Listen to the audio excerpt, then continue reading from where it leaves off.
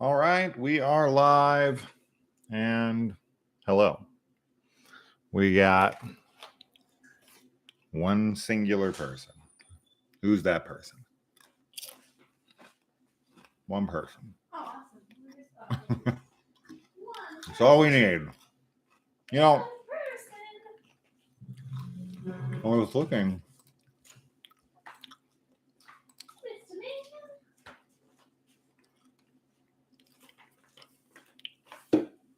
Hi. What's going on? It was Melissa that was the one that was like the most excited for this, right? Wasn't that? Or was it There's a couple people that were like Amber. Oh, Amber yeah, Kane. Uh-huh. That's who it was. And Yes. I haven't heard from her today or any time since. Hmm. So I don't know what's going on here. Should One person is in here though. I don't know two who. people. Oh, now two. Went up as I looked down. Should you what? A little better. Lights are all wonky. Yeah.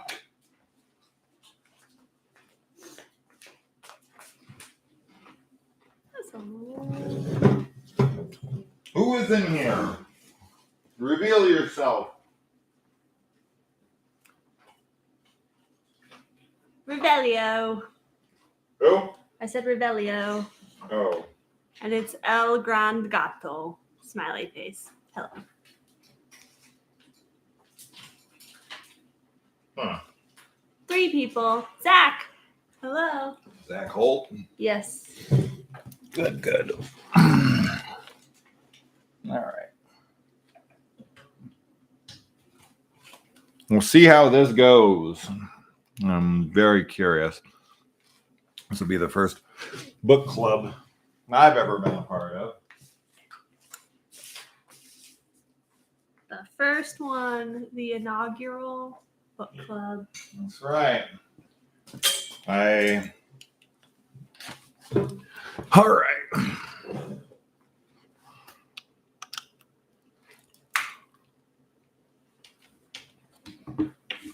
Selena's here. Selena was like Hi.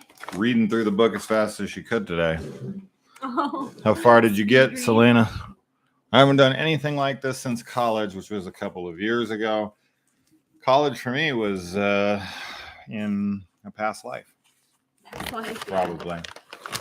This is I went to beauty college. Does that count? 341 pages. Yeah, it's you can definitely finish this in like a day or two. But, Oh, sure. I read it pretty quick. Yeah. Oh. Beauty college does count. I went to beauty college. I started in 2004, 19 years ago. Barking at the cat. Pretty wild. You're barking at the cat. Pretty wild to think about. I don't even think I did a book club in college, but obviously, in different English classes, you would read and, do discussions and essays and all kinds of assignments and stuff. So I guess it's kind of similar, but we don't have any essays that we're doing. No assignments. Yeah. We will discuss.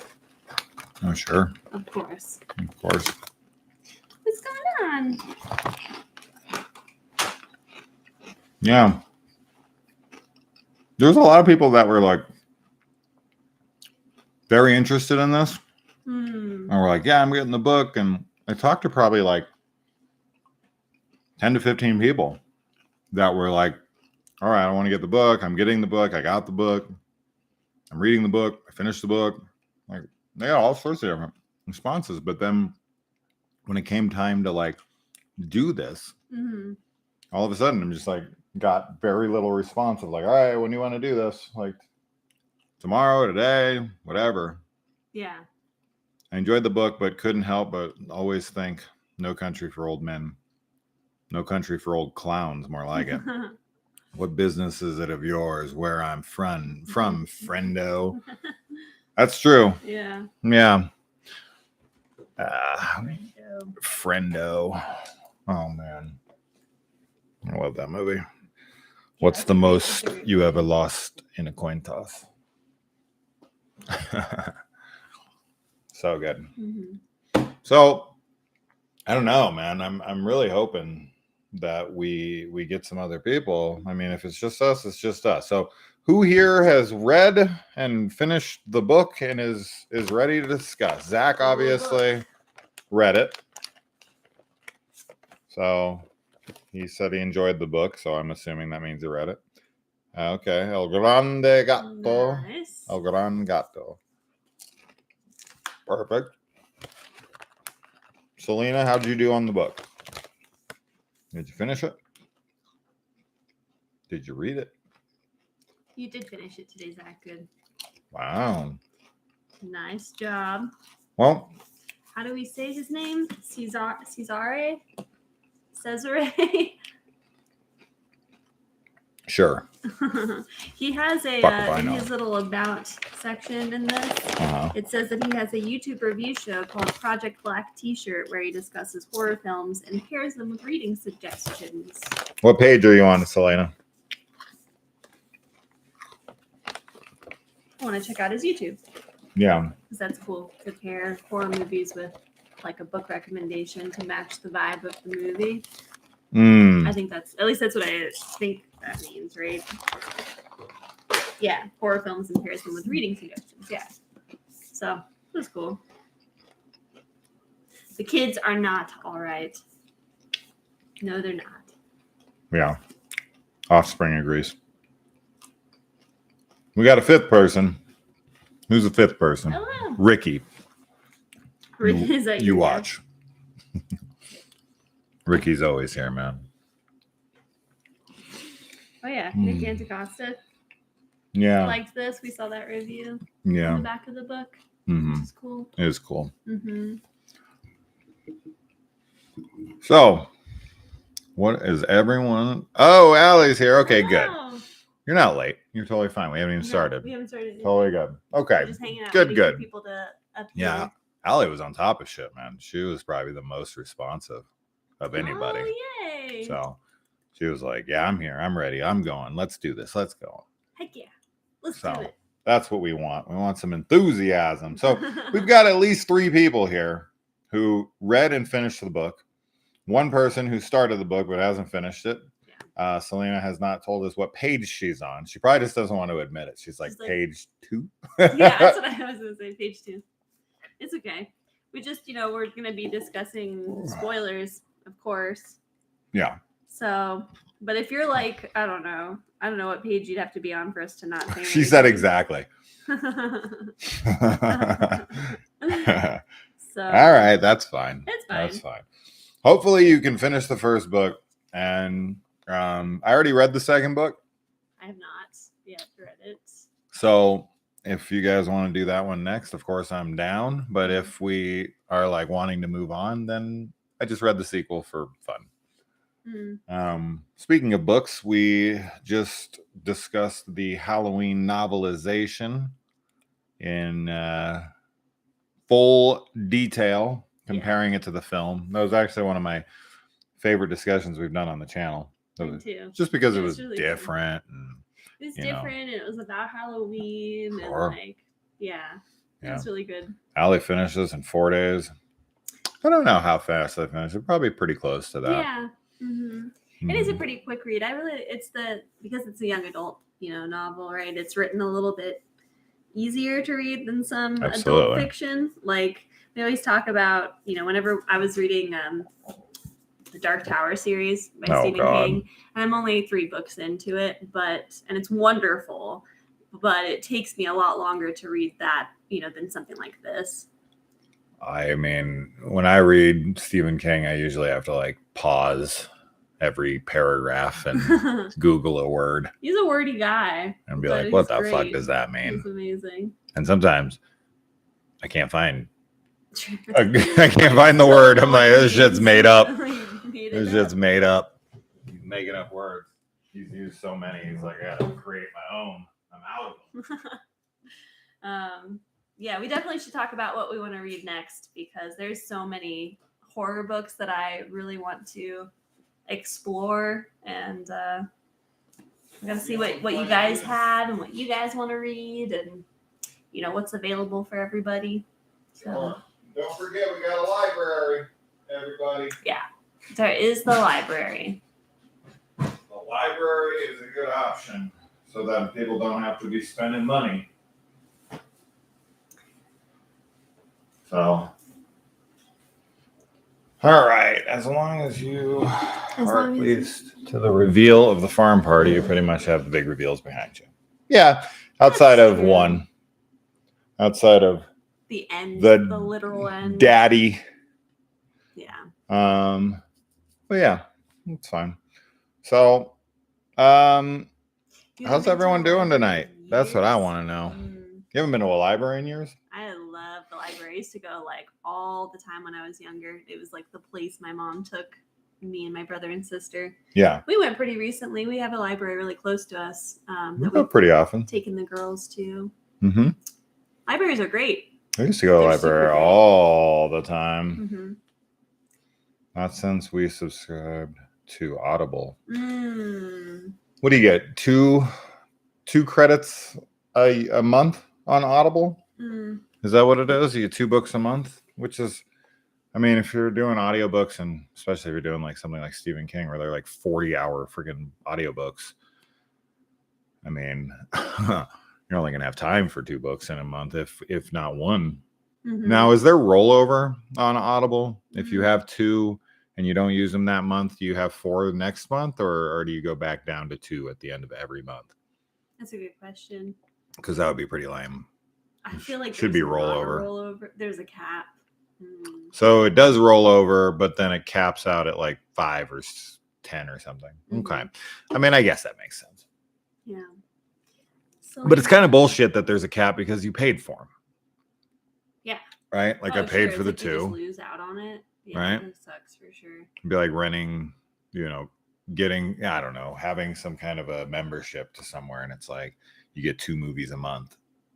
And then it's like, sorry, you can only have 5 movies. Yeah. Right? It's like, no, dude, I paid for the 2 movies and I want to fucking, Yeah, we have to scramble to spend them every month sometimes. Yeah. Mm-hmm. Mm-hmm. Yeah. Audible's expensive though. It's like 30 or 40 bucks a month or something. Like it's 30. I don't know if it's that. I actually got a subscription when I was moving down here, funny enough, because it was the only way I could find the Stephen King It audiobook, and that's what I was listening to when I was driving. We got a 6th person. So anyway. Gato, do you how much is it a month for you?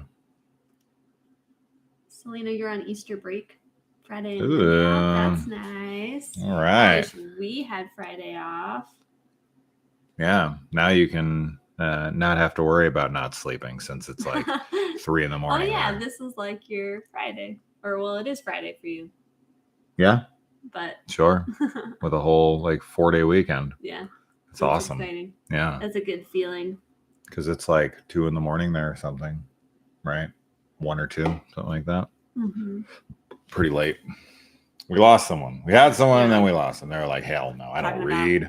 I don't read. Words. Do you guys, just because I guess we can wait like a couple more minutes to see who else comes. 2 a.m. That's what I want to know, do you like reading books like oh yeah, physical copies, hardcovers, or Kindle people, or like audiobooks primarily? Like how does everybody prefer to do their reading? So Allie read this through audio. Yes. Okay. Audio. 15. Oh. Okay. 15 is not bad. Yeah. If I could get 2 books a month on Audible for $15, that would be definitely a deal. Prefer audiobooks. I don't know if I have a preference per se. I like audiobooks. I like reading. Either way, I know that in studies it activates the same place in your brain, so you get the same out of reading as you do out of audiobooks. But I would assume that's only if you're really paying attention, right? Some people listen to audiobooks like in the background. Yeah. And I do that, right? Like I listen to audiobooks when I drive. I listen to audiobooks when I work out, so I'm very much paying attention. But like if you're not paying attention, you're doing something that like really takes up your brain, then I can't imagine that's accessing the same place as when you're reading, right? Because when you're reading, you can't do anything else. Sure. Yeah. I guess I probably prefer like reading, like physically reading. Either, I mean, we have a Kindle that we really haven't been using, so most of our books are just physical. But I don't hate audiobooks.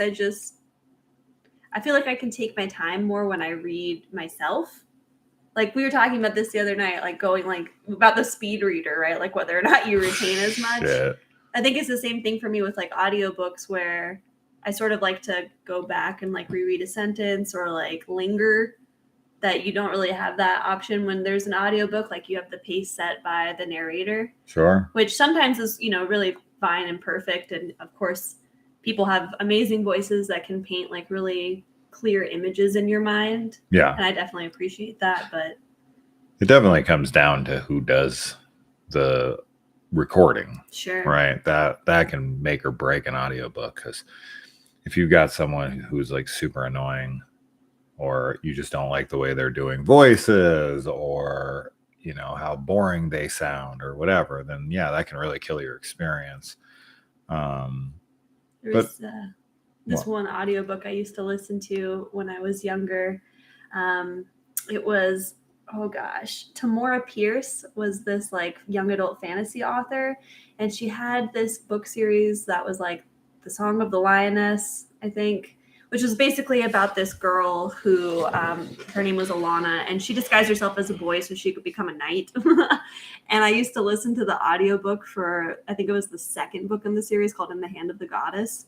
Yeah. And it was like the woman, I don't know who the actress is. Like, I don't know who it was that read it, but her voice is like my favorite thing ever. It was so good. And it was probably like the first or second like audiobook I'd ever listened to.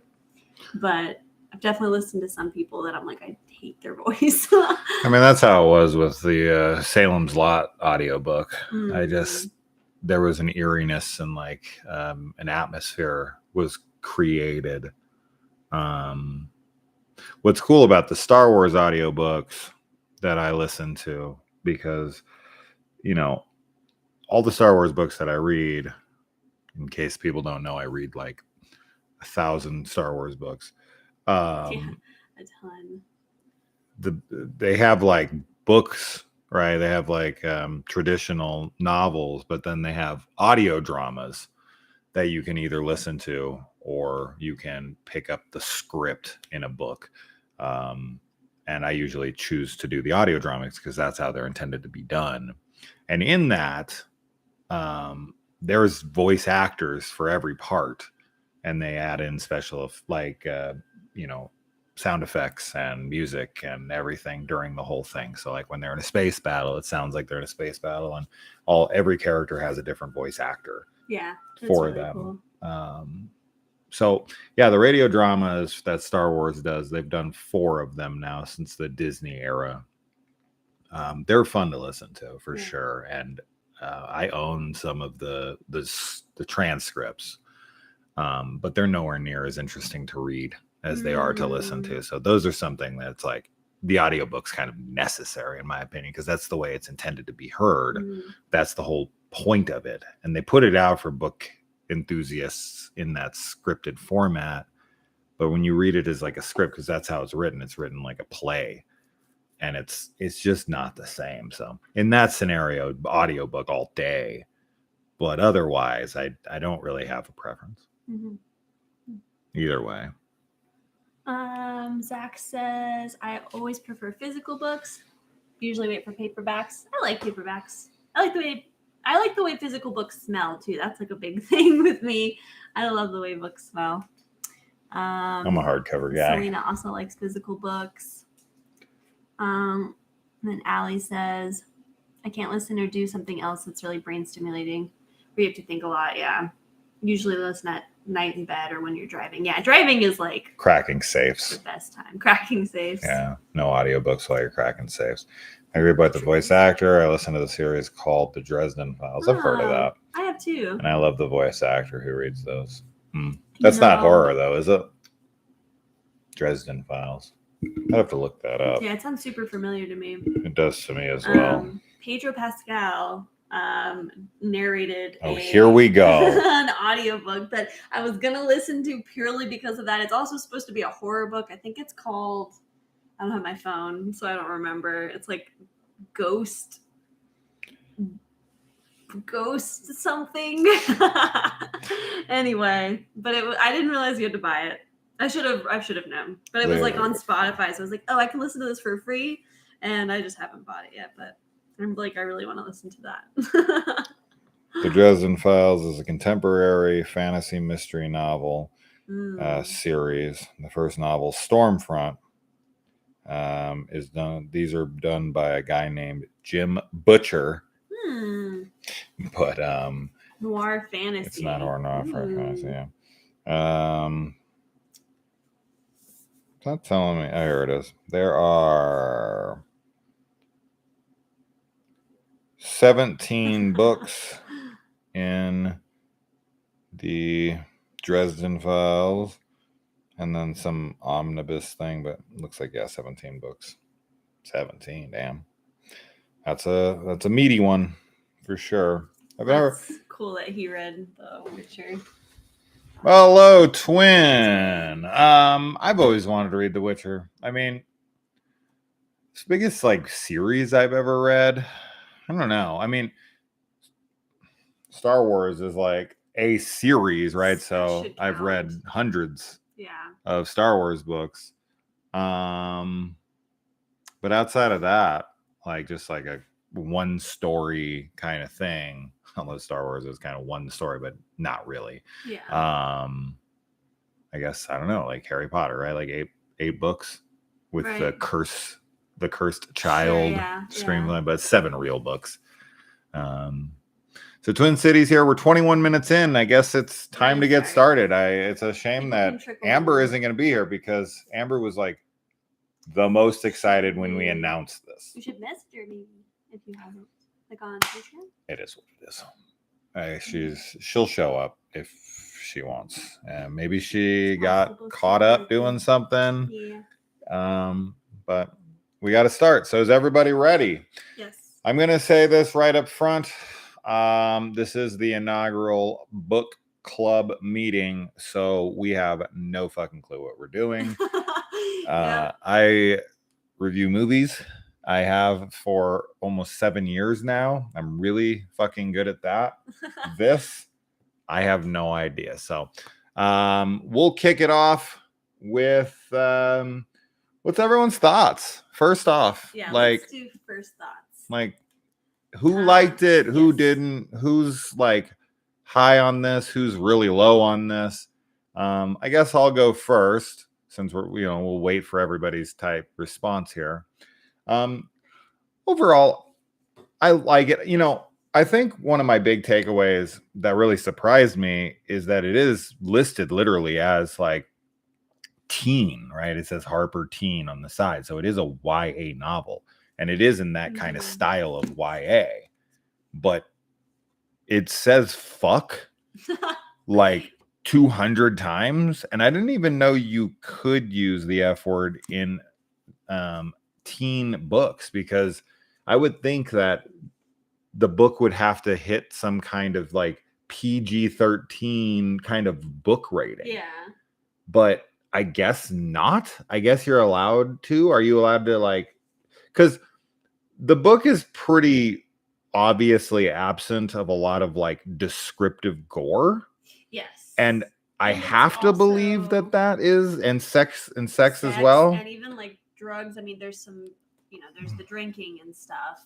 Sure. So why do you have to adhere to those kinds of standards, but not the cursing? I don't know what the standard is. I mean, I don't give a shit, but it's just surprising to me. Like how they're marketed as a teen versus like, young adult or not. I'm sure there are some guidelines, like you have to omit certain things and you can include others. Yeah. So Zach says he'll give it a 7 out of 10. Predictable but entertaining. Allie, I enjoyed it.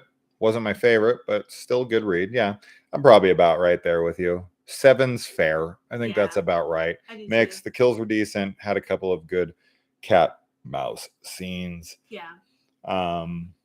Yeah, I mean, the whole main reason, I don't know if you guys had this as well, but like the whole main reason that like I got this book and I've had an interest in this book, and this is the power of advertising, is because it's constantly advertised to me on Facebook.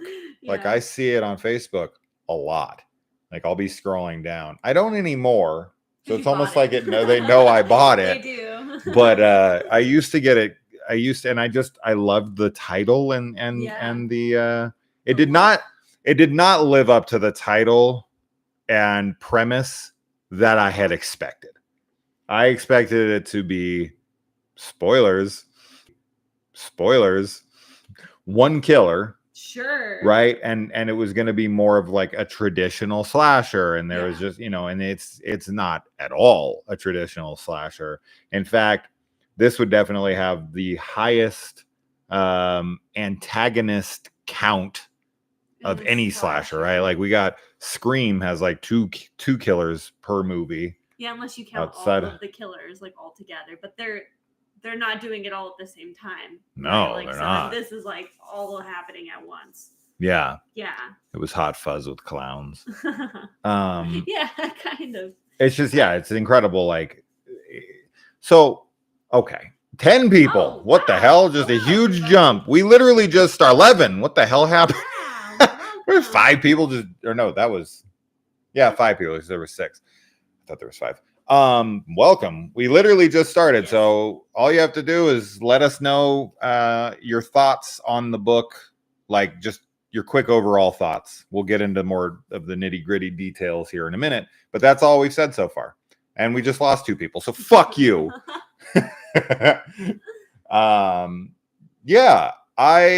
The killer's motives, that really I agree. And this is what we're going to talk about probably the most here. Yeah. Is the believability of the motives that we're able to get like this many people.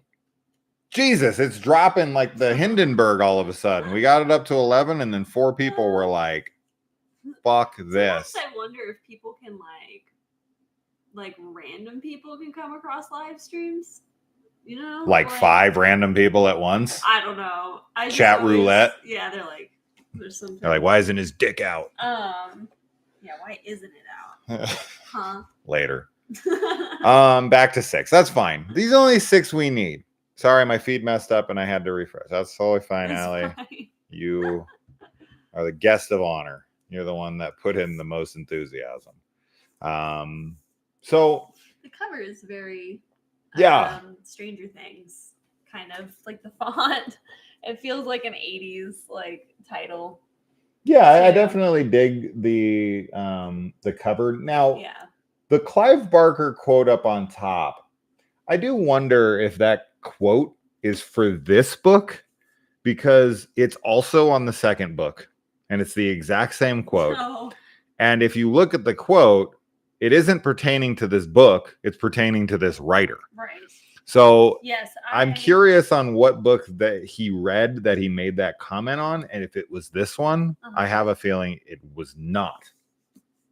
Yeah. It's like Stephen King. He's a guy who knows how to scare you and just put that on every single book. Or like when Stephen King like comments. We're back down to 4. He's always like, what does he say all the time? Like whenever you see like a Stephen King like quote on the back of books, it's like almost always the same thing. It's I loved it or something. It's like something really. I can tell you what he says for every movie adaptation of his these days. Maybe that's what I'm thinking. It's terrific. Yeah. Terrific. Yeah. Every single time. We're losing people like freaking. Is my feed dropping? Is that what's happening? What's going on here? Maybe our internet's all wonky. Actually, our internet should be fine. But is everything good on your guys' end? All is well? Because we're clear on this end, but we were up to 11 and then dropped to 4. It's fine when I skip. Yeah. Okay. Allie's still here. Gatto's still here. I don't know what happened. I'm ready. Yeah. Like everybody left. So whatever. We got all the people we need. Okay. But yeah, what do you guys think of the cover? You guys liking the artwork? Have you seen the second book's artwork? I like the artwork on that too. Definitely has a great design. Like the black and red, it just is really classic. And yeah. I'll just say I agree with like Zach for the 7 out of 10. That's probably where I fall as well. And I don't think that this book made me scared though. Oh God, no. But it's fine. I wasn't really expecting to be like actually disturbed by it because it is like it felt like it was going to be a fun kind of campy slasher type book anyway. Mm-hmm. And I think it was successful in that. Yeah. As you see here, an author who knows how to make us afraid, Clive Barker. Same thing on both books. So I doubt he said that about both books. They're like, can we get a quote? And he's like, yeah. Is it for both? No, he's just that lazy. He's just like, no, I'm going to say the same shit I said last time. I don't think that's what happened. That doesn't sound right. It doesn't sound right. No, it does not. But yeah, I mean, I guess if Clive Barker was like, Jason knows how to review movies, I'd put it at the beginning of every review I did. I didn't get a chance to read it. Was trying to finish another book I started before the book club was announced. Excuses. That's okay. What book what are you reading? Yeah, what are you reading? Is it another horror book? It best be. I do like the artwork and the font in particular. I'm a graphic designer, and the fonts are one.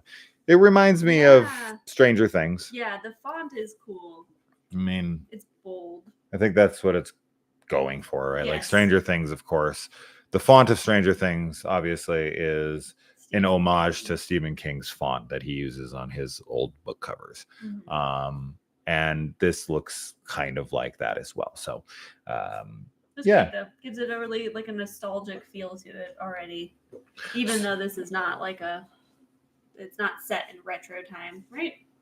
When is this actually? What year is this? This is modern, right? Yeah. Okay. I was like suddenly second guessed myself. I was like, oh my God, is it 80s? And I never realized. It's contemporary. It's contemporary because they have like cell phones and stuff, right? When is this supposed to be set? I recall a line mentioning her dad avoiding the Vietnam draft. Okay, that's a good question. I don't know. No, but they're using cell phones. Yeah, and marked as delivered, then a few moments later marked as read at 7:30. They're on iPhones. So they're on smartphones. Yeah. Yeah. Well, the Vietnam War was in 69 to, I think we started in 68 and dropped out in like 72, 71. So, yeah, how her father, maybe, I don't even remember that line. I don't either, to be honest. The draft dodging thing. I don't know. I don't know that line. I've actually only ever read one other horror book, A Head Full of Ghosts. Oh, is that? I've never heard of it. Guy named, like, is it Paul? I feel like I've never read the book. I just think I've seen it. You were reading a war book before the revolution of Marina M. War. What is it good for? So yeah. All right. So I was thinking the author probably meant to reference the Gulf War. That would make more sense. Yeah. I mean, the Gulf War didn't have a draft though, so I don't know. We haven't had a draft since Vietnam. So anyway, okay. So getting into the book. So we have our opening here. And of course, like any traditional slasher, you have to have some, kids doing something that costs somebody their lives, right? Now, as far as the death in the beginning goes, unlike Prom Night or something where they scare this girl out a window, or the opening of Terror Train where they play this really mean prank on this kid and it drives him freaking insane. This one is really just like the girl goes up by herself and she just fucking falls and hits her head. Like, I mean, it sucks. It's really sad. But it's like, it happens. Yeah. It's just, like, it's not anybody's fault. It's just kids partying. Yeah. And a girl gets killed. I mean, this is what happens. Unfortunately, you know, my coworker, her sister was out partying in Mexico, and they were going from they were being idiots. They're kids. They're drunk. They're fucking stupid. I did so many stupid things. I should be dead. I mean, a lot of us did. And she was they were partying in a bunch of different rooms, like next to each other, and they were up multiple floors, and there was balconies that were next to one another, obviously, and everyone was like wanting to go one party to the next, and they were climbing over the balconies into the next room, and she fucking fell. Oh my gosh. And she didn't die right away. She actually went to the hospital, and they said she was fine, but it was a Mexican hospital, and the hospital they were at wasn't the greatest, and they missed that she had internal bleeding. Oh no. And she just laid there and died. Terrible. She was, like 19, 20 years old. Oh my God. Right. So like, this isn't cause for a whole town to come together, right, and kill all the kids in town because this generation. This is like a boomer's fantasy or something, where it's like, come on, one girl dies at a party because she's drunk, and the whole town's gonna like get together after this parade has some fireworks or something go off at it. It's like, that's not enough. That's not enough to get an entire town of like a science teacher and a waitress and other kids, even sheriff, and I definitely found their motive to be very disbelievable, and I think this opening is really disbelievable. I just made that up. Okay, unbelievable works. That's all right. All right. I was like listening, and I'm like, disbelievable. Just kidding. It was entirely dumb. It is a book club, so we have to. we do have to point out real words. Yeah. Stick to a vernacular everyone understands. I was just gonna say, like, I like the opening. I like, like a live stream happening and this kind of going on in the background and becoming the focus. But sure, it is an accident, and she might have been more drunk than she would have ever normally have been. But I feel like to validate why they want to kill all the kids, it should have been something more of like a hazing gone wrong. Sure. Or they should have had more say in it. It definitely should have been their fault. So obviously what it should have been more than anything is that it should have gotten multiple kids killed, or even because the whole message here is like, this is like generational genocide, right? Where one generation deems the other generation to be unworthy of life, right? So they're going to commit some kind of a genocide, a cleansing. And in order to have that, you would need like the ultimate group of kids kind of dissing life or taking everything for granted, which a lot of kids do these days. So it's not really even that hard to draw from life. It's just, I think one of the problems that they ran across is that he might have wanted to make the kids not that despicable, right? Like a lot of American cinema, it doesn't want to paint its protagonists as morally questionable. Sure. Right. And so in order for an entire town to kind of get together and want to kill the children, you would need a really, really good reason.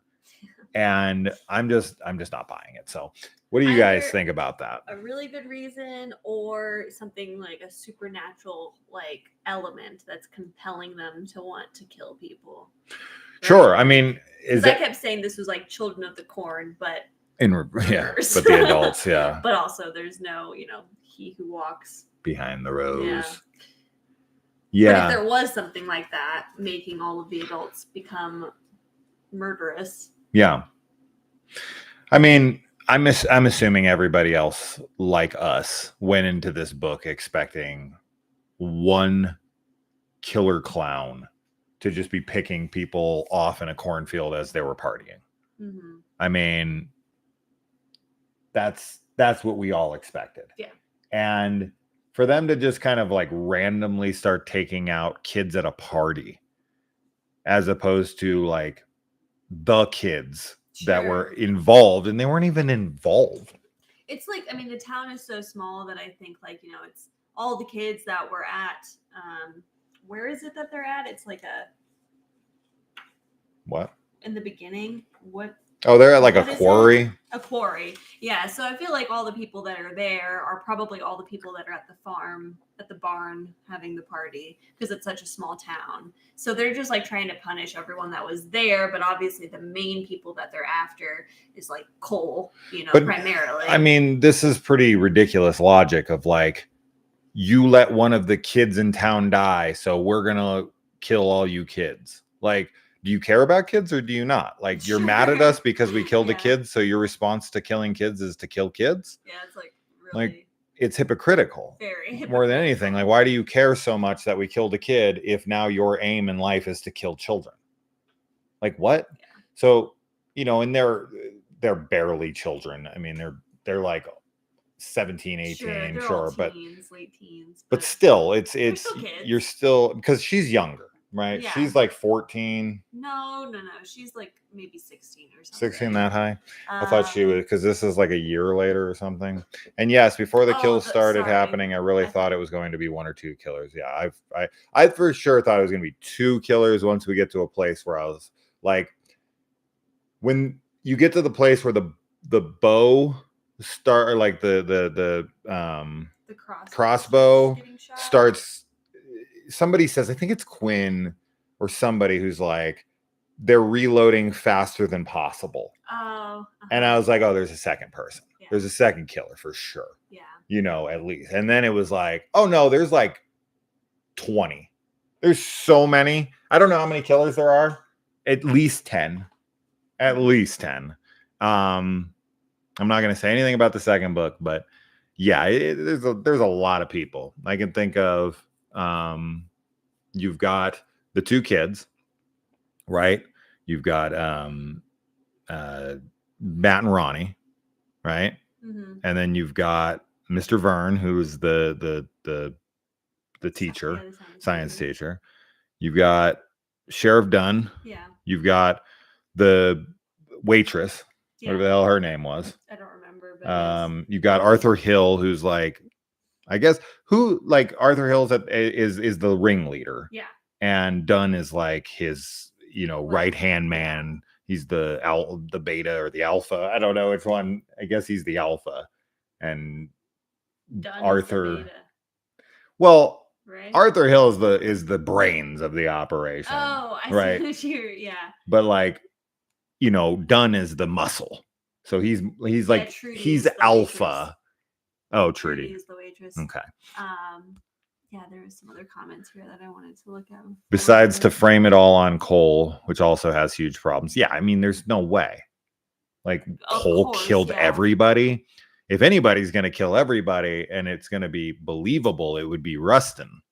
Yeah, sure. He's the gun-toting freaking redneck. Right. Right. Did they ever explain why they went with the friendo getup? It was because that was Arthur Hill's, you know, like the company. Yeah. Right. So that was like the logo, and I guess that's why they went with it. Well, sure, because okay. The reason they go with friendo is because friendo is what like props the town up originally, right? It's the face of the Kettle Springs Bay Pin corn syrup factory, right? And it's like what brought everybody in town money, and you know, Frendo's their mascot. It's like any slasher movie, right? Like it's the mascot of the football team is the bear in Girls Night Out or whatever. It's like, it's just important to the town. It's their agreed upon, or My Bloody Valentine, right? They use the the minor outfit because Mhm. they're all miners. That's like their mascot, so to Yeah. speak. So it makes perfect sense. But yeah, Cole felt super guilty about her death. He was like oh so God, upset so about much it. He so. was having like problems drinking and all kinds of stuff. And Arthur just So- seems to think he doesn't care at all. Yeah. Yeah, which is ludicrous. Pretty ridiculous motive. I thought the same thing when I was reading it. Yeah. I thought she had a blow to the back of her head before she fell. No, she fell and hit her head Yeah. on the way down. Right. Mhm. Which is, it should be almost at the very, very end of the book of the prologue. And then yeah, and you got Janet, who Kaylee was like real Oh my hard on gosh. during the book, Yeah. but she ends up being an okay person in the end. And yes, yeah. Yeah. I was annoyed with her.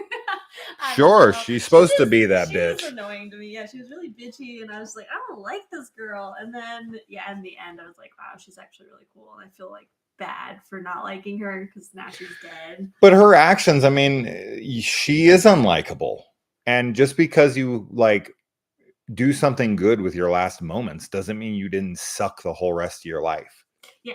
Right. So, you know, it's okay to hate somebody up until their last minute. I mean, look at Darth Vader. Oh, sure. How terrible he was Yeah. for so long. Yeah. And then in his last moment, he does something that's big and important, but it's like, you still killed younglings. Like, right? You still murdered freaking kids in a Jedi temple who looked up to you, and they were, So you know, bad. so no, like, you can still shit talk somebody. You can still hate them for who they were in life, even if they do one cool last act. Yeah. But yeah, Janet goes out a hero, right? She like can't let it go, right? She's like, she's bleeding to death. Oh my gosh. And yeah. she knows that, like, you know, it's going to be bad for everybody. Mm-hmm. And so she moves herself. Now, would Janet have died if she'd stayed still? Probably.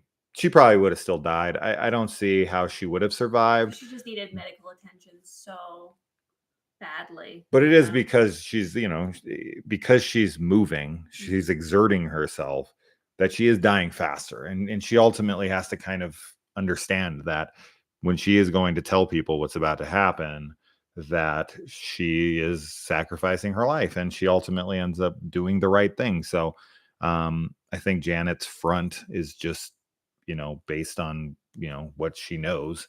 And it's a character flaw, but deep down, you know, who we really are, it matters in the end what we end up doing when it matters. Yeah. Right. Yeah, I think that she cares about, you know, the other kids that are there. Like, she definitely has a moment of reflection where she's like really proud of them and like her town and everything. I didn't expect her to die either, Allie. I was actually really thrown off by that, especially the way she dies with the decapitation. I was just like, what? She got decapitated? Yeah. So that was a cool death. Speaking of characters, what's everyone's favorite character of the book? I don't know. I can tell you the biggest surprise in the book for sure, but we'll save that. I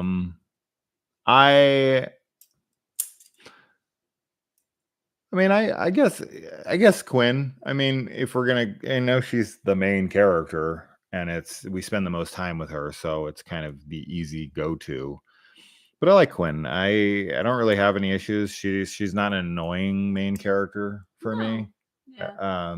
Like some horror movies can be, right? The final girl, so to speak. Like, I've never been a big fan, and we've talked about this on the channel plenty of times. Like, if I ever make a slasher movie, you're not going to have a main character, so you're never going to know who's going to die or live, right? Like, I hate that you have a Laurie Strode, that you have a Nancy, that you have, you know, whoever, Ginny or whatever, because you know that they're always going to be the one who survives till the end, and it's annoying, right?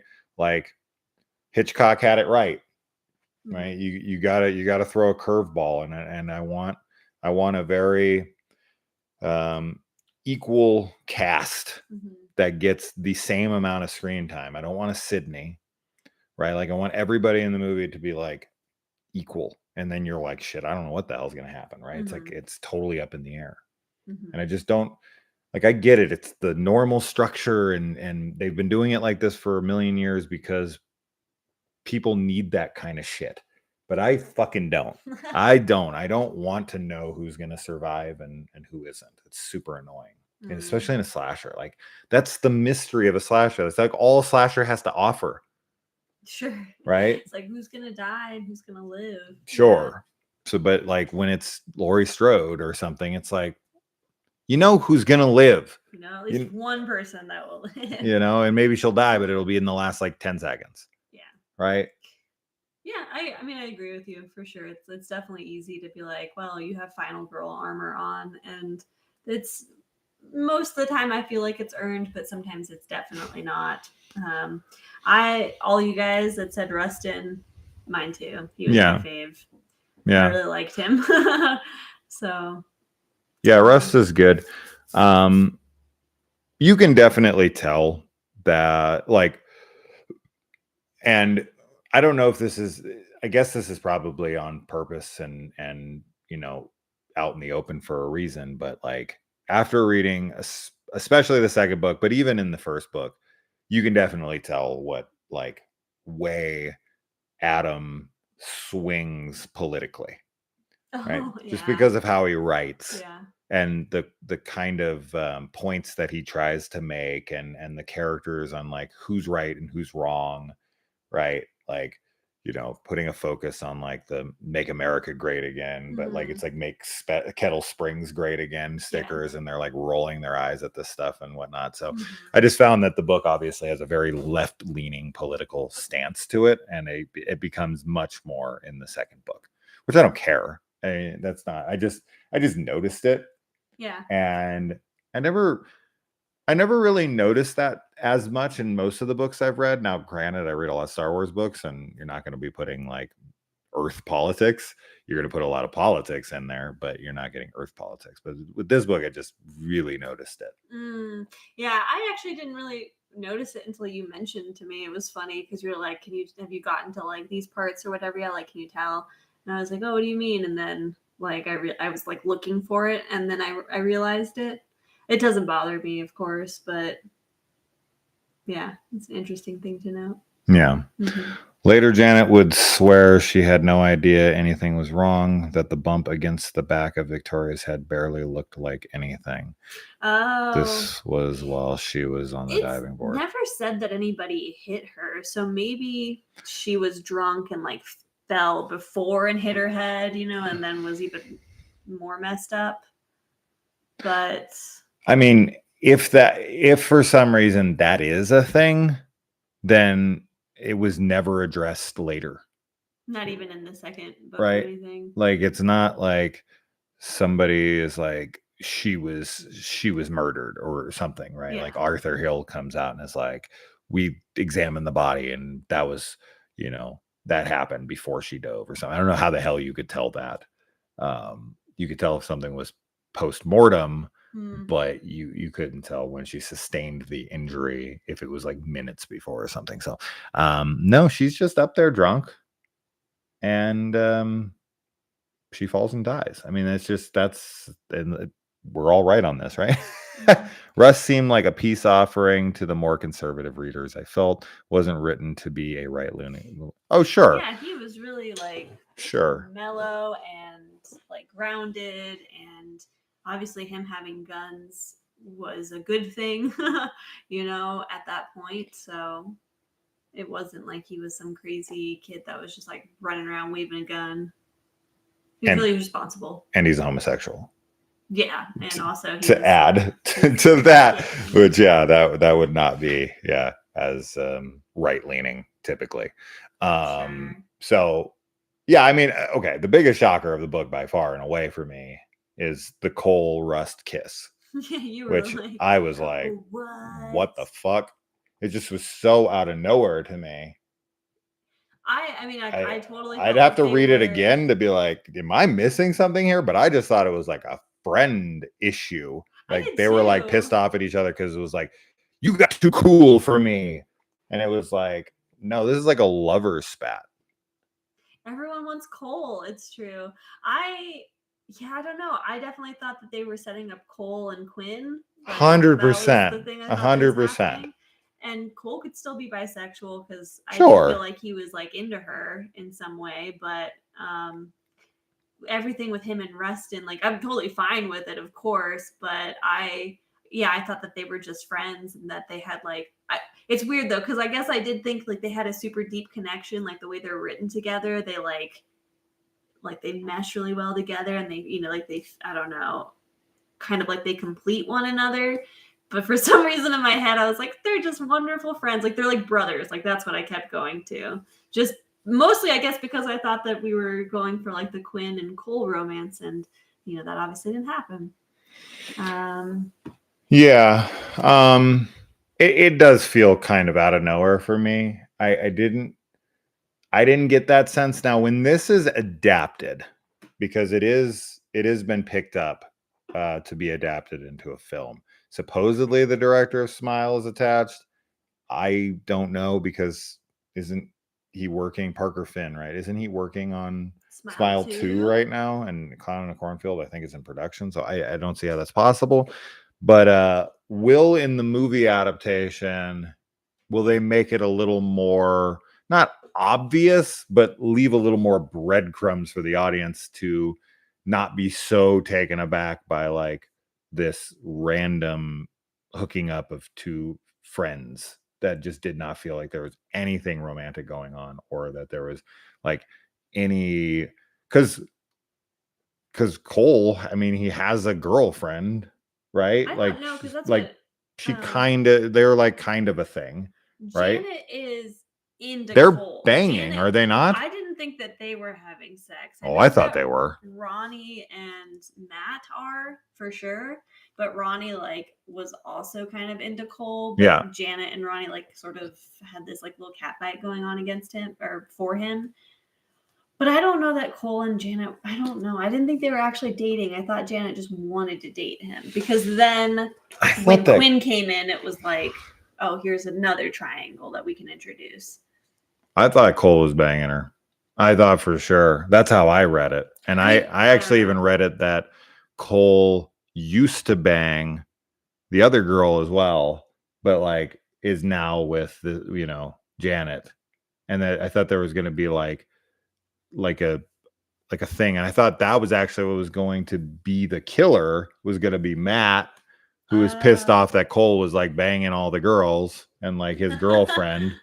Yeah. Right? Yeah, I don't know. I didn't think that they were dating. I read it definitely as like they, like Janet wanted him, but he was never like, he never dated her. But yeah, Ronnie was dating Matt in this, and obviously they end up becoming the killers, like in addition to all the other killers, they're in on it with them, which is super fucking lame. I actually, that's actually probably another critique. The fact that kids are in on it with the parents doesn't make any sense to me. Like, how did you sell the kids on it? Right? Like, all kids must die, your generation's terrible, right? Kill them with us. It's like, what? Yeah. That's so, like, getting the town to go along with it, the adults, seems far-fetched as hell. But then getting kids to go along with it as well, to go against their own friends, that just seems like next level. Yeah, another disbelievable thing. Disbelievable, yeah. So, yeah. Yeah. So that's just, yeah, Allie's doesn't like that they're in on it. It just doesn't make any sense to me, because you're asking a lot from your audience, that there's like 10 freaking adults in town that are like, we're gonna kill all the kids. And two of their classmates are also going to help kill them. Getting adults to agree to kill children, that's a tough sell. That's an insanely tough sell. So you would need incredible motivation. They're also parents. Sure. Like Janet's dad, right? Her stepdad is one of the people that's in there. Right. Her stepdad is one of the people that's in there, and that's like, what? The parents are also involved. I mean, obviously, and then Arthur, that being another big reveal. Never explain why or their motivations. If you are going to come out of left field, at least try to explain. I agree. Yeah. I mean, they kind of hand waved it. I mean, is really what happened. It was like, here's a reason. Right. Right. And it's like, but does that add up? So, and I mean, yeah, it doesn't add up because we don't see enough of these like the kids causing so much irritation, throughout the book to the adults of the town, like costing their businesses money or, causing all kinds of problems that would be like, okay, everything's amping up to this. Like we see the water starting to like boil over. Yeah. But that doesn't happen. This will be one of the rare times that I say this, but this is one of those opportunities, right, where a screenwriter needs to change things for the adaptation. They need to give a much clearer and more defined and believable reason for why all these people would be killing these kids. They're going to have to alter the opening. They're going to have to give much more concrete evidence of why so many people, including parents, adults, would be killing kids in town, because this just does not suffice. Yeah. And the second book doesn't really do a great job either. I mean, I didn't find it to be believable either. So, same problem, both books. And like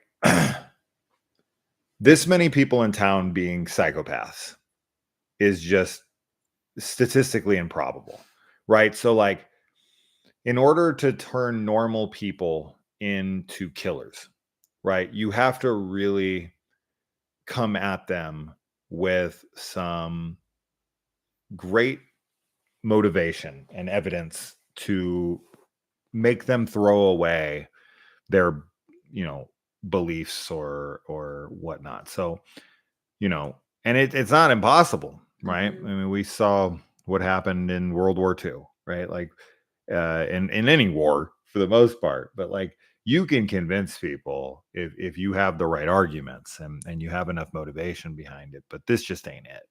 No. So no, definitely not. Yeah.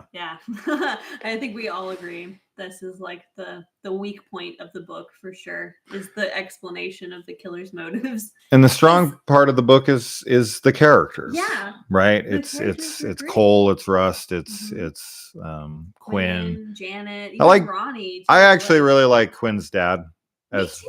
well. I thought he was a sweetheart. Too. I thought he was like really trying to be like a good, fun dad. Yeah. And Quinn was kind of lame, but she's like typical lame. She was also trying to like be better. And I like that because I felt like she genuinely was trying. She wasn't like such an asshole to her parent, like she was trying to cut him a break on certain things. And it's pretty messed up, like her mom passing away from a drug addiction is Samantha. Really, really sad. Yeah. Mm-hmm. So I felt bad for the dad, because especially when there's a description about how like, when the mom died, when Samantha dies, he's so focused on Quinn and trying to keep her together. And then like finally when he feels like, okay, maybe she's all right, then he starts to have his like, reality sinking in moments, and it just sucks.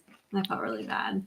Well, of course, like one of the things that any parent fears when the thought of like going through something devastating, like losing your wife or losing a second kid, right? If you have 2 kids or more, losing one of your kids and you still have another kid, is like the fear of not being able to pull it together for your kid, right? Because like, like I have twins, right? And so if one of my twins died, like it would be like, one of my fears is that I wouldn't be able to pull my shit together mentally to be able to give the life that my other kid who's still alive, deserves. And that's like a fear. And I think the dad's like trying, obviously his best to be there for his daughter after this devastating loss for both of them. Of course, like it's her mom, it's his wife. Yeah. They're both grieving, but like, I think he's doing a really good job of pulling it together for the betterment of his daughter. And I think he does a good job, and I related to him for sure. In the next book, he becomes a bigger character, and that's probably why I like him too, because I'm like having a hard time remembering like what is in the first book versus the second book. So I'm like, don't want to say anything. Yeah. But I really like him as a character. I do too. Didn't Cole light the building on fire? Yeah. Yes. So Cole burned down some of the factory. The barn, yeah, the factory. Yeah, you're right. That did also contribute to it. But it was already shut down at that point. It was. So who gives a shit? I mean, don't light fires. Arson is bad. Right. He was like drunk when that happened too. I mean, the cornfield that they're in, that corn doesn't even get used anymore. That's true. Like they literally say that they paid more to to plant the crops. Like they get subsidies or something from planting, but they don't get anything from harvesting. That's super weird. Which is really weird, but it's like they don't sell enough corn. It's like the people more money to plant. It's like the people who live in Alaska and get a pay like a part of the profits for the like oil that they mine there or whatever. Right. It's interesting. I wouldn't. Yeah.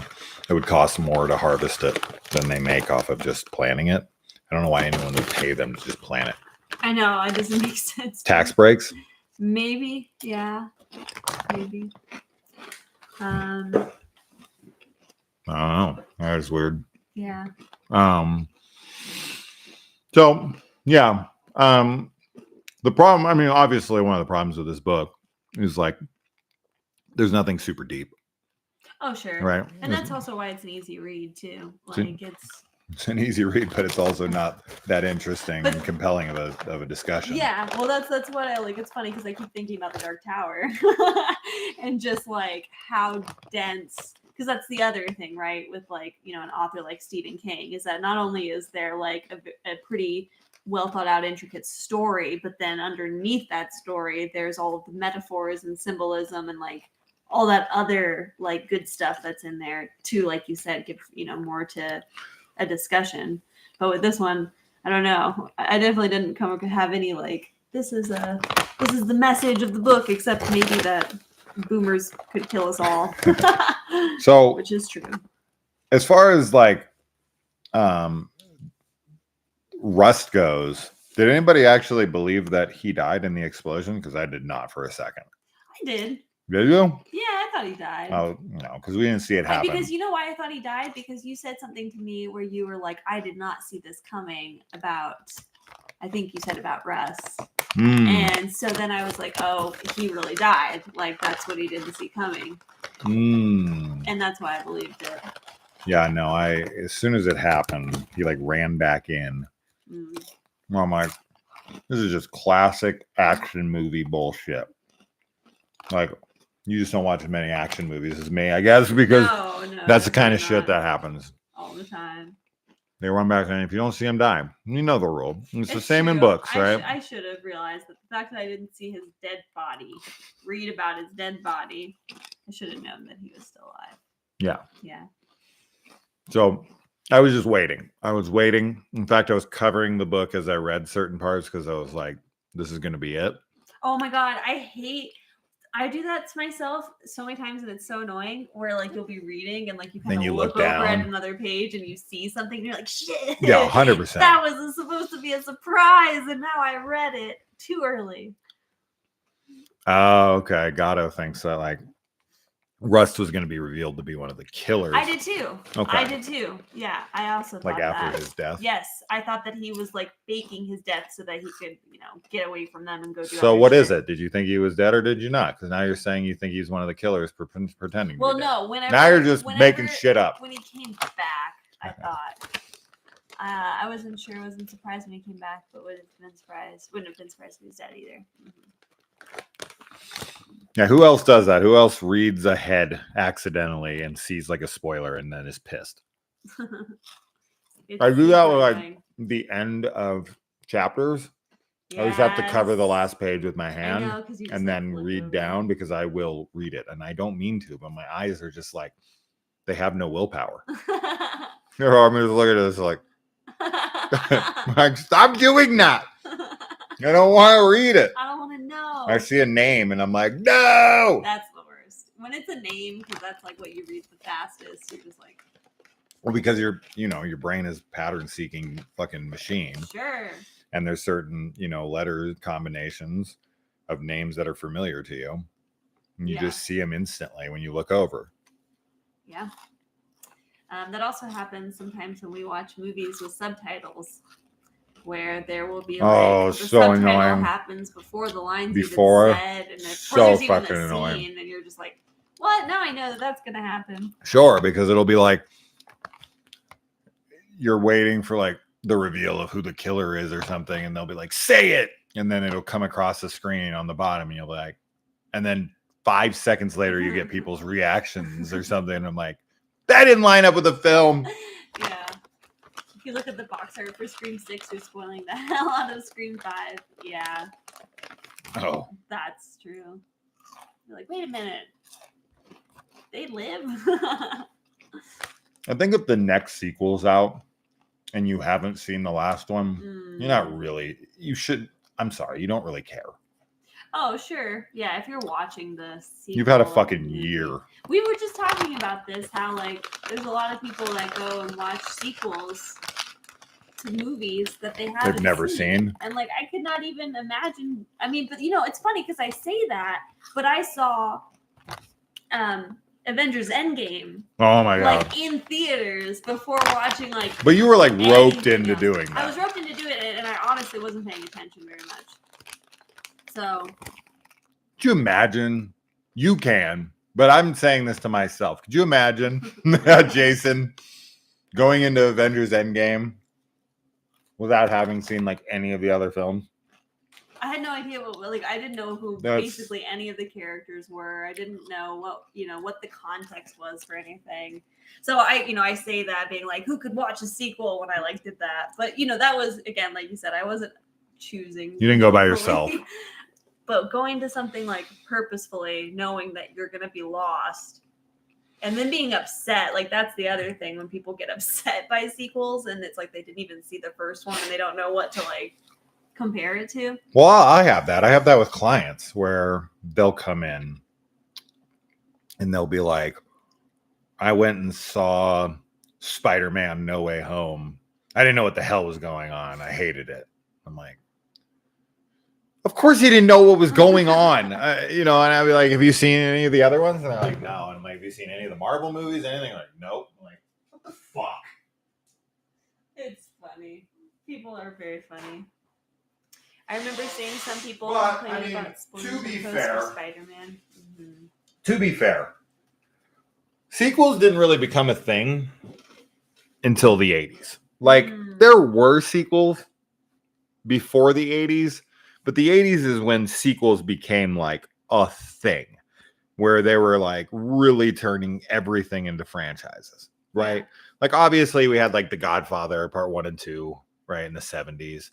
But they exist. You had Rocky, right? You had like a couple franchises, but like every franchise has and nowadays, like you've got these massive franchises, like the Marvel Cinematic Universe, obviously being the prime example of trying to sit down and watch WandaVision and not having seen anything else in the MCU.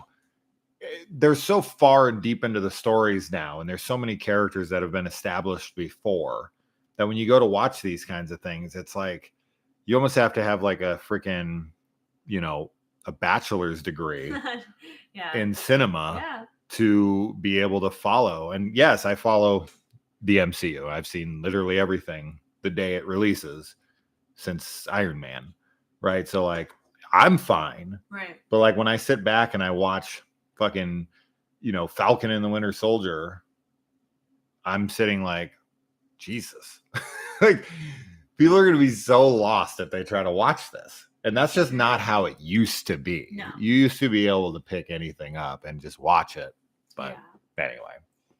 I'm so excited to see Scream 6. Yes, you should be. I want to watch it again.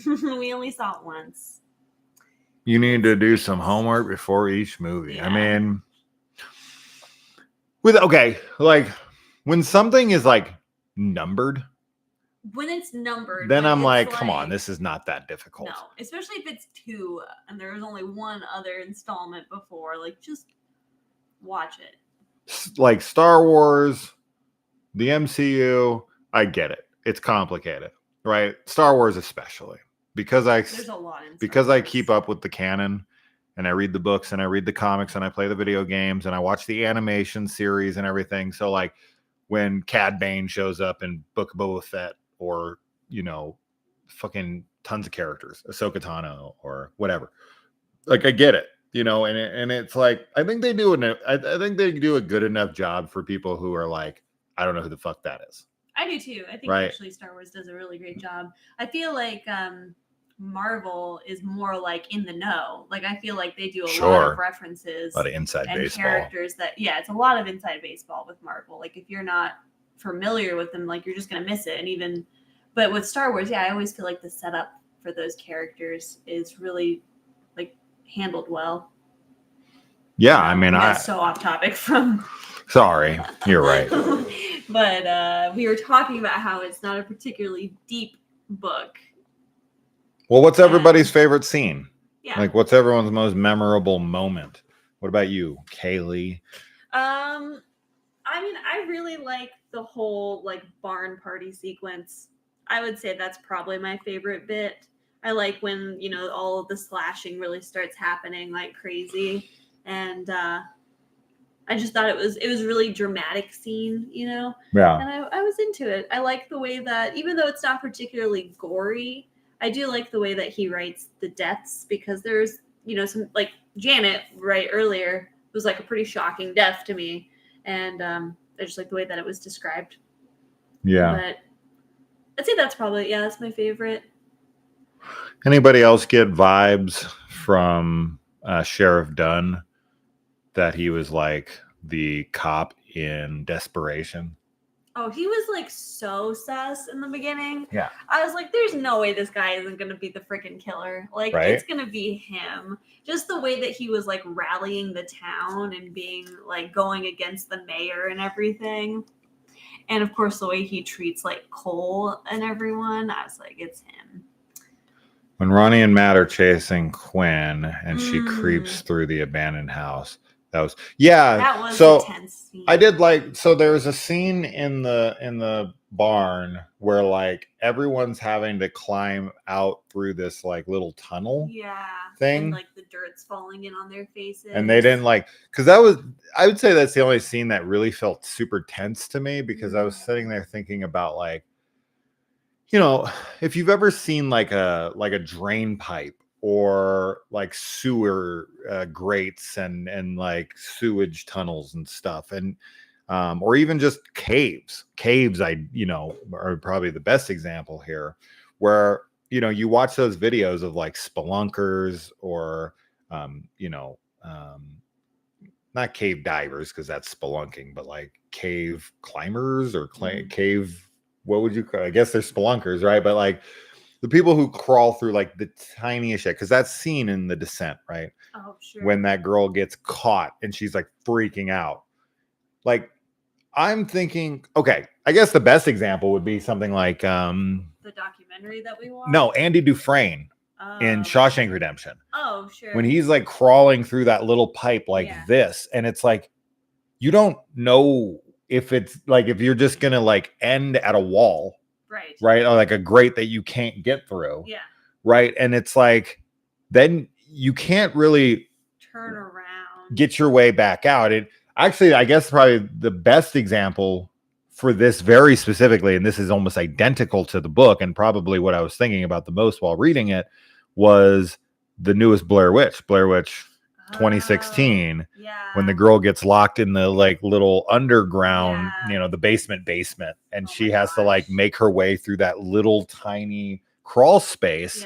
And if you just hit like a wall, you're fucked. You're just gonna sit there in with God knows what around you, and this thing's or something's gonna come up from behind you, and you're not gonna be able to do anything about it. And I don't know, that to me was probably the tensest moment. That was really tense, yeah.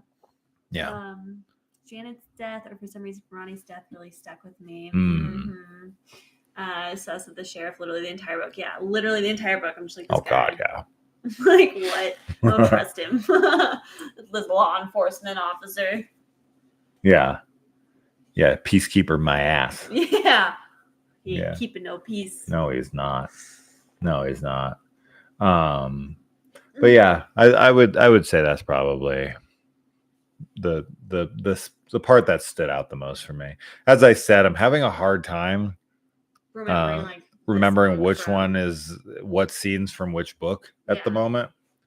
So I'm like, I don't want to say that, but then I'm like, no, I know that for sure happened in this book. When Quinn's dad woke up in the rotting corn, that was gnarly. That was actually pretty gross. Like the way that it was smelling and like the slime and there's a body in there too. The old doctor, all that. Sure, yeah. The old doctor that he replaces, like rotting corpse. Yeah, is in there, and they killed the town doctor too because he was like a member of this society, but then he was having doubts, and they were like, "Never mind, we gotta kill you." Yeah, you gotta go.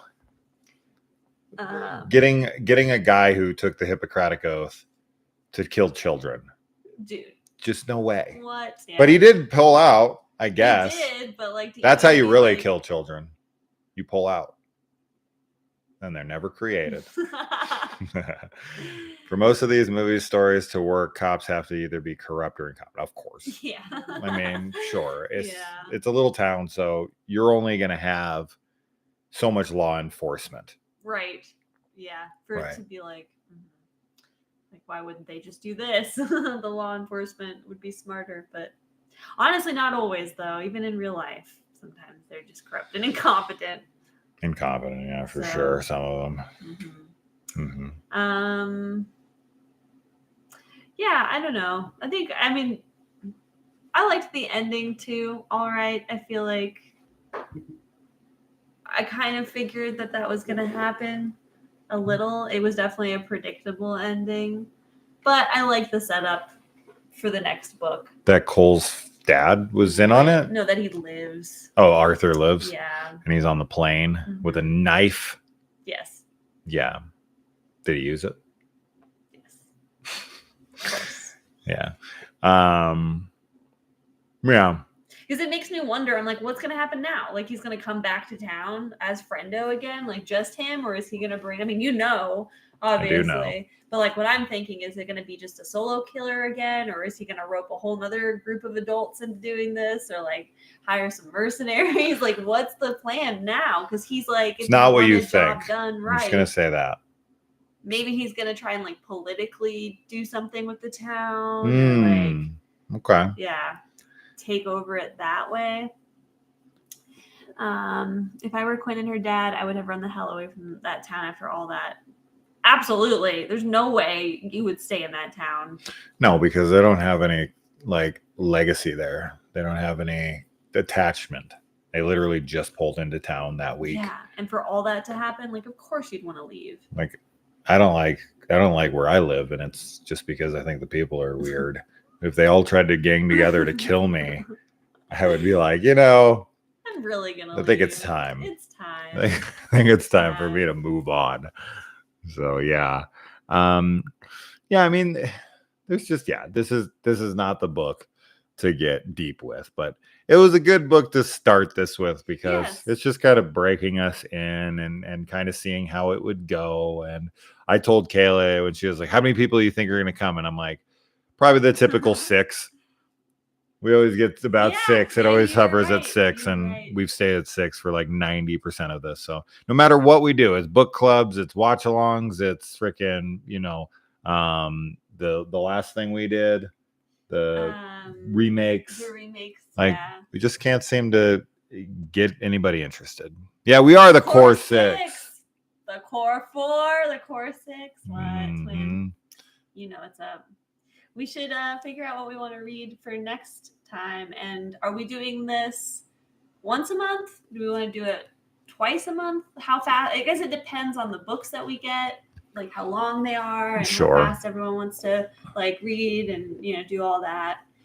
We'll do something else next 2 weeks from now. We need to do a different live stream next week for everybody. Yeah. But people are cheap. People are cheap. You guys aren't. You guys paid. No. You guys paid up. Paid up. You paid up. Everybody else is like $1. That's too much, bro. It's like, yeah, I've only dedicated like thousands and thousands of hours of my life to entertaining people, but $1, that's too much. It's too much to ask. I apologize. But I'm very glad that you guys showed up.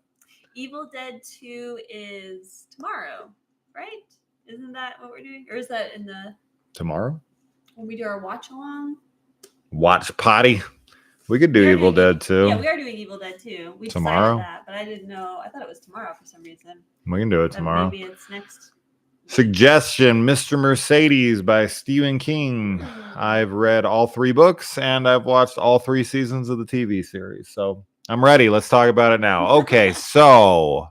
I have read none of those books, nor have I seen the TV series. So favorite character, Holly Gibney. Easy. I say I like King. I love King. Easy peasy. I don't know if like it'd be interesting to try to talk about Mr. Mercedes, like having read all 3 books, Finders Keepers and End of Watch, and like watching the television series and then like trying to only talk about the one first book and not confusing it with things that happen in the TV series versus like things that happen in the sequels. I'd have to reread it probably. But I don't know, man. I remember the first book pretty well. I feel like I remember all 3 books pretty damn well. Brady Hartsfield and you know, all that stuff. I feel like I remember it really well. I love the opening of Mr. Mercedes. I think that it's a really twisted opening for sure. I think Brady is like a really like fucked villain. I think that Bill Hodges is like a very, very likable protagonist who's morally like questionable. Holly Gibney is like that character. She actually reminds me of a lot of oh my god, I can't believe I can't think of her name. From 24. Just like that awkward sidekick character with like quirks and I don't know, 24. So.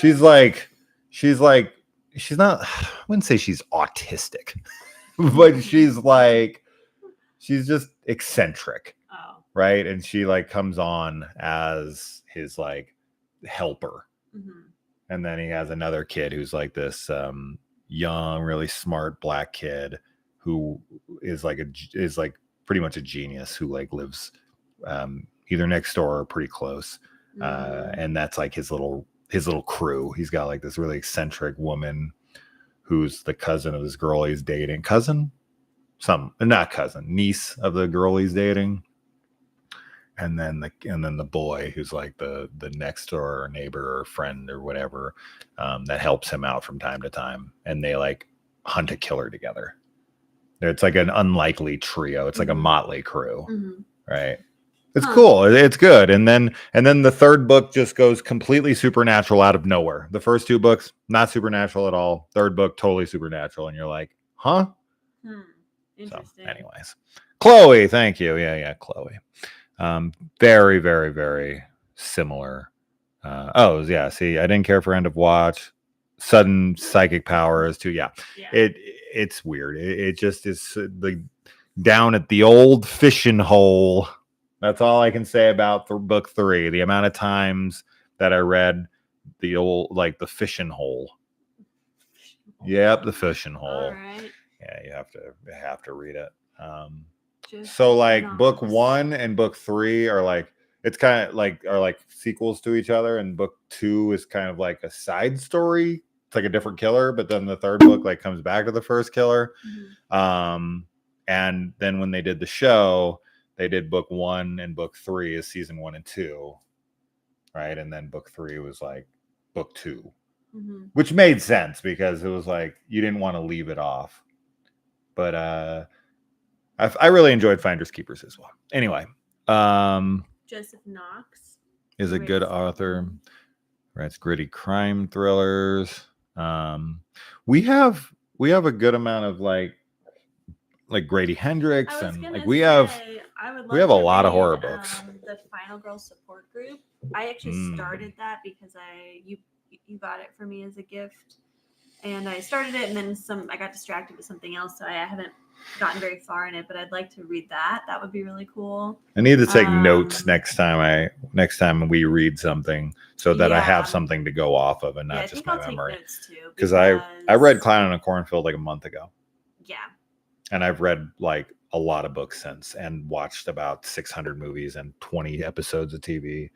So it's hard to keep it all straight, but I think we do okay. I mean, how many movies do we fucking review a day that we have to try to keep everything straight? So many. So many movies. Yeah. I also really want to check out, I've said this before, this author, Aaron Beauregard. Aaron Brockovich. Who writes that's what you were going to say? Like splatterpunk horror books, and I'm like, I want to read that. I want to know if it's really gross and like what's up with that, but I don't know. What do you what we got? Allie says she's always down for some Stephen King. Salem's Lot. Yeah, that could be good. Or like something we all Misery, haven't read. Shining. Oh, something we haven't read. I'm always up for Hendrix. I just need to finish We Sold Our Souls, and I will have finished all the actual novels. I'd be down for Joe Hill as well, Stephen King's son. Yeah, I definitely have some books. Phone could be fun to That's read. not a book. Oh, it's a novella. Oh, it is a novella. It's part of a compilation of stories, unfortunately. But an anthology book would be kind of cool. Yeah. Right, because then we could all talk about like, what was your favorite short story, right? And then we all can talk about like different stories. Yeah. So that's not off the table. I don't think an anthology is off the table. I haven't read like any Stephen King anthology books, so look at this little guy back here. I know. I was looking at his head, and then I have a little bean right here. Here she Boop. is.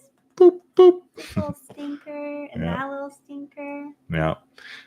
Sleeping Beauty was one of his, right? I finished Heart Shaped Box was definitely one. I watched the Nosferatu television series. I watched Horns with Daniel Radcliffe. That's the Joe Hill experience I've had. I've never read one of his books. The only book I own from him, I think, is The Fireman. Lock and Key. Well, yeah, that's a comic book, though. Oh, yeah. I own the omnibus on that. Yeah, I don't know. Oh, yeah. We watched that TV series, obviously, all 3 seasons. We can also, post this in like the Patreon and the members page, to see what everybody would be interested in. Have like a little. Well, why don't we like? We can all like submit, some suggestions. Sure. I mean, we got Hendrix. I mean, people were interested in that. What do we have? How to Sell a Haunted House. We don't have that book. We don't have that one. We don't have. We have the Final Girl Support Group. The Final Girl Support Group. We have My Best Friend's Exorcism, and we have Horror Store. And actually, those are the only ones that we have, and I've only read 2 out of the 3. So, but yeah, How to Sell a Haunted House is one that is like his new one. There's also that author that I want to read the sequel to, the Stephen Graham Jones. My Heart is a Chainsaw sequel. There's always Clown in a Cornfield too. Yeah, I read it. So, I mean, I read it specifically because I thought we'd do it next. Right. But I'm fine if we don't. I don't want to spoil it for anybody. So until Kaylee finishes it, I won't have anybody to talk to about it. That's okay, because how many Star Wars books have I read now? I have no one to talk to them about ever. Oh my God, so many. I talk about the Star Wars books that I read with 0 people ever. It's just yours. It's just mine and mine alone, I guess. Oh, I love Revival. I'm a big fan of Revival. Okay. I really enjoyed that book. That's one of his newer books. I keep looking for an adaptation of it, but it gets pretty cosmic and like almost Lovecraftian in the end. And I was big on that, but it's kind of like science religion kind of thing. Yeah, I was really into that one. I was listening to the audiobook while my girls were at Jump Street. As you know, I took them there quite a bit, and I remember always listening to Revival when I was there. Yeah. Everyone's playing with their kids and having like this sweet family moment, and I'm just listening to death. Hell yeah. And I just looked like I was fitting in, but they didn't know what was really happening. Yes, in your head. Yeah. I never look sweet. I never look innocent. Jason, he always looks like he could break somebody in half, which is true. In all the best ways. Yeah, let's definitely not pick anything too massive. Let's read it. Right? Like it. Let's read the entire Dark Tower series, you guys. You just have 3 books to catch up to me, and then we can read them together. Yeah, The Stand. I want to read Unabridged. Those. It's definitely like I'm gonna be returning to the Dark Tower series pretty soon. I have we're reading that Halloween adaptations right now, but those are really short. And they're super are short. Hard for people to get a hold of, unfortunately. But they got the audiobook on YouTube. So if anybody ever wants like rare horror franchise audiobooks, the 80s slasher librarian he reads them all on his channel. Yeah. So definitely check out that if you're looking for those books, like the Halloween adaptation, any of the YA novels from Friday the 13th, Nightmare on Elm Street, Halloween, any of the film adaptations of like big franchises, Child's Play, Texas Chainsaw Massacre, all that stuff. He has it all. So if you're ever looking for that kind of stuff and you're like, I don't want to pay $200, $300, $500 for one of these books, he'll read it to you. And it's definitely better than for free versus $100 to $500 a book. As long as I know enough in advance, I can pretty much read anything and prep for a book club. Okay. I was thinking of checking out the Halloween one. Based on your review, sounds like a good one. Yeah, that would have been a really fun one to discuss. But we already did like an hour and 20-minute long video breaking down literally every aspect of the book. We could definitely do like, the new films, the adaptations. Oh, the adaptations would be really easy for people to get. I just worry that those are going to be like verbatim. I know that's the only thing. Is like might as well just discuss the movie, right? So we probably don't want to do something that has been adapted, or if it has been adapted, it has to be somewhat different. I just thought of one that I don't know how close it is, but this Psycho. House of Leaves. Oh my God, House of Leaves, yes, but no.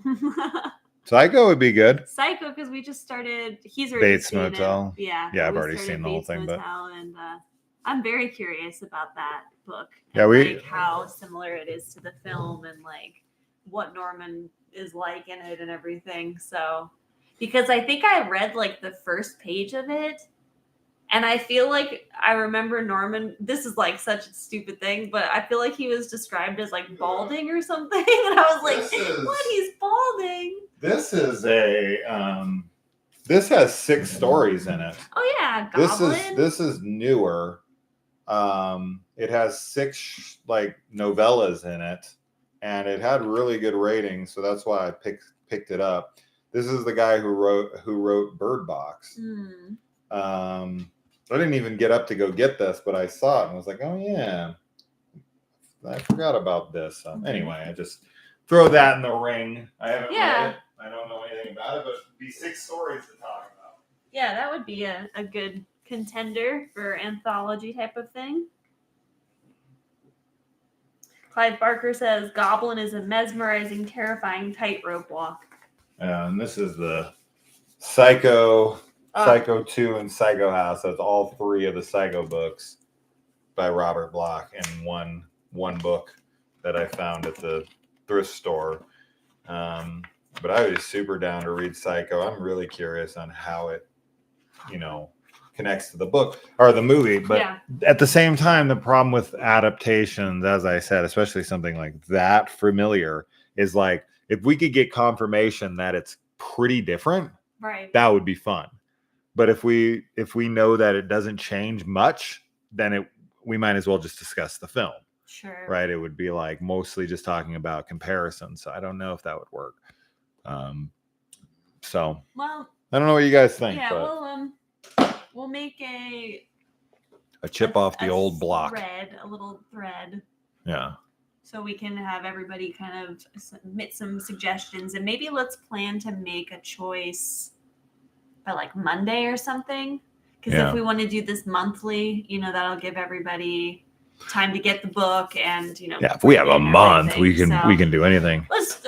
Probably a month is best to start because we'll be doing other live streams and other, little hangouts and House of Leaves would definitely be. I'm down for House of Leaves, but I'm like, the amount of times I have started it and gotten to the exact same point and then not been able, it's just a dense read, but I really want to see. It seems like it'd be really hard to read. But it's like a super cool book that I'm very ashamed I haven't finished it because it has so many elements that I love. Like, so many. So if we pick House of Leaves, that would be cool, but yeah, we'll see. We'll see. We'll see what everyone says. So yeah. Does anybody have anything else they want to talk about with Clown in a Cornfield? I feel like this was kind of a very loose book club, but as we said, we all agree. We talked about it. We all agree. And we talked about everything we could, really. And yeah. I don't feel like there's a whole lot more to go into. So I was hoping that you guys were going to add things because I was sitting in my head thinking about it. And I was like, I don't think we're going to have a lot to talk about. And then we didn't. Well, we'll take notes next time too. So sure. We have a little bit more of a guide, but we just wanted to see how this first, meeting. It was good. It was just kind of a tester, and as expected, about the same amount of people as usual. Yeah. So we did this book club in a hope that we would, gain more interest than watch parties, because watch parties only ever get us about 6 people. Sure. 6 to 10 people at best. And I'm like, man, I want to get 20, 30 people in here. But I should have known that people don't read. Should have been TikTok club. TikTok club where we share our favorite TikToks. Oh my God. Kaylee would be the fucking head of that. So and I'd sit back and have nothing. Fair, I have actually not been on TikTok as much because I've been spending all my social media time on Instagram lately. I hardly ever go on. I do go on to TikTok. I still check it, but I'm not scrolling as much, and definitely haven't made any TikToks in a little while. So Instagram has been sucking all my social media time. I'm one of those don't read people, but I will read the next book so I can join the discussion. Aw, thanks, Twin. You're always hanging out with us, so we just appreciate you. I'm shocked Ricky isn't here. I know. Ricky doesn't read. I don't know. Maybe Ricky always buys everything, and books are, Yeah, but, movie and book people aren't always a crossover. There's definitely, there's a whole different side of being a book collector and a book fanatic for sure. I try to read daily and I've never been a part of a book club, so this is exciting to me. Yeah, we try to read daily too. He reads so much more than I do, and I always I freaking fall asleep when I read in bed. Yes, you do. But reading daily is a good practice to keep. I think I need to start reading in the morning. I think that's my prime time to read. That just means I need to wake up a little earlier. If you guys have any friends that want to join a book club, if they're into horror book clubs, put out the word. Get on your socials. Start saying, hey, I'm part of a horror movie book club. Anybody's welcome to join. Yeah. If they're a member, Patreon or YouTube. It's only $1 at Patreon. Mm-hmm.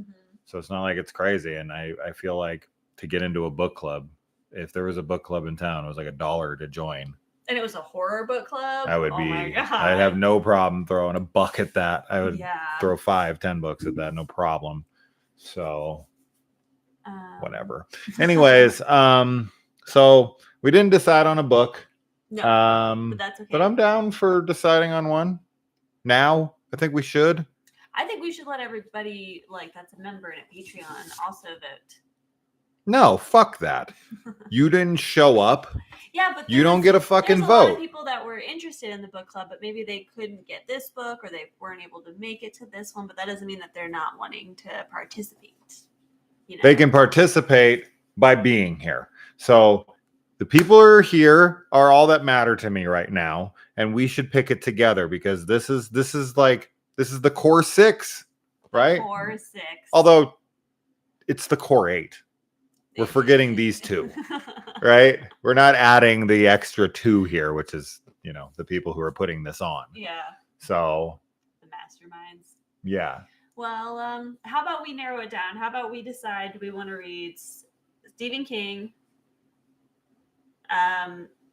Grady Hendrix, or what's this? What's this? I don't know.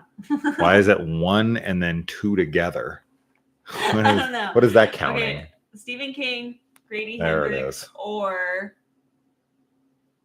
what? I don't know. Who's our third author? Goblin. That's not an author, but It's not an author, but we had Goblin, we had Psycho, we had some of Grady Hendrix, and we had some Stephen King. So let's pick one of them. What's everybody into? What's everybody want to read? What do you guys think? What do you think? What do you think? I'm gonna pick Grady Hendrix because I want to read the Final Girl Support Group. You guys think Goblin would be interesting? Okay. Goblin. Whatever is the craziest, goriest. That's none of what we picked, I think. Unfortunately. No. Except that Aaron Beauregard. We'd have to go to like Clive Barker. Aaron Beauregard. That's the one. That's for gore. One. But yeah, Clive Barker. Yeah. Yeah, I'd be down for that. Like Hendrix is highest for me. Goblin is second. Okay. So Hendrix, Goblin. Okay. So we got a couple votes for both of those. Okay, so no Stephen King yet. So okay, we're between Hendrix and Goblin. Yeah. And Goblin is we have these, right? These 3 is all we have. Yes, at the moment we just have the 3 books. This is like 400 pages. It looks like. Oh yeah, I did. So 392. So about 400 pages here.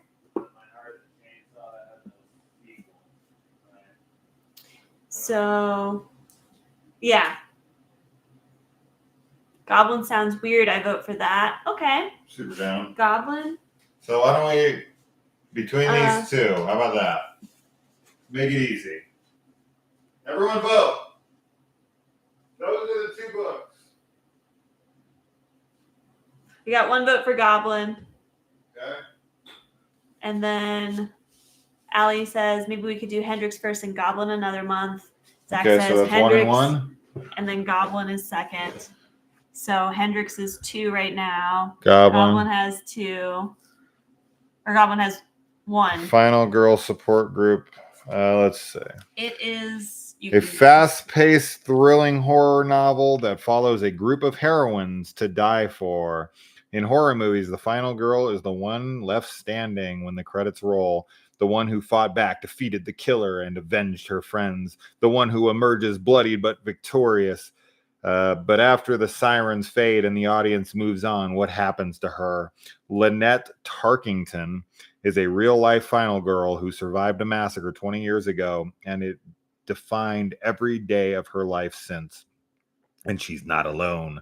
For more than a decade, she's been meeting with 5 other actual final girls and their therapist in a support group for those who survived the unthinkable, putting their lives back together piece by piece. That is until one of the women's misses a meeting and Lynette's worst fears are realized. Someone knows about the group and is determined to take their lives apart again, piece by piece. But the thing about these final girls is that they have each other now, and no matter how bad the odds, how dark the night, how sharp the knife, they will never, ever give up. So yeah, it's like Laurie Strode, Nancy, freaking Ginny. They all get together and fight a killer. We also could do like Horror Store, which I thought was a really fun No. We're not throwing curveballs in the future, sure, but let's just stick to 2 books, make it easy. So we got 2 votes for Goblin and 1 vote for Final. No, we got 2 votes, I think, for Hendrix. Oh. Goblin is Goblin's 6 different books. 6 different stories or in 6 the same different stories. town. Right. So it's more of the anthology type thing we were talking about. Goblin seems like any other ordinary small town, but with master storyteller Josh Mallerman as your tour guide, you'll discover the secrets that hide behind its closed doors. These 6 novellas tell the story of a place where the rain is always falling, nighttime is always near, and your darkest fears and desires await. Welcome to Goblin. So then it has a description of all 6 stories. A Man in Slices, Camp, Happy Birthday Hunter, Presto, A Mix-Up at the Zoo, and The Hedges. And they all have descriptions for each, but, I'm not going to spoil those. So you get 6 stories or 1. I don't know. Maybe it would be more fun to do this. I'm going to change my vote. Your vote's Goblin? I'm going to say Goblin. Okay, so that's 3 for no, 2. Wait, what'd you say it was? I think Goblin would be interesting. Whatever's craziest, maybe this. Goblin sounds weird. Goblin. Okay, Gatto says Goblin. I'll vote Goblin. Okay. So we got 2, 3 Goblin. Hendrix is the highest for me. Goblin is second. So Zach's fine with Goblin. Allie says Goblin. Goblin's the book. Goblin. Okay. The more you say it, the Yeah. better it sounds. I'll be gobbling this book up. I do really want to read this though still. But I think it might be better for us to have or not better. It'll just be interesting to have 6 different stories to talk about. I agree. That's really what I'm thinking. But I do still think that this is something we should read in the future. Yeah. Well, if I was the girlfriend from Fright Night 2, I could probably just be done with this before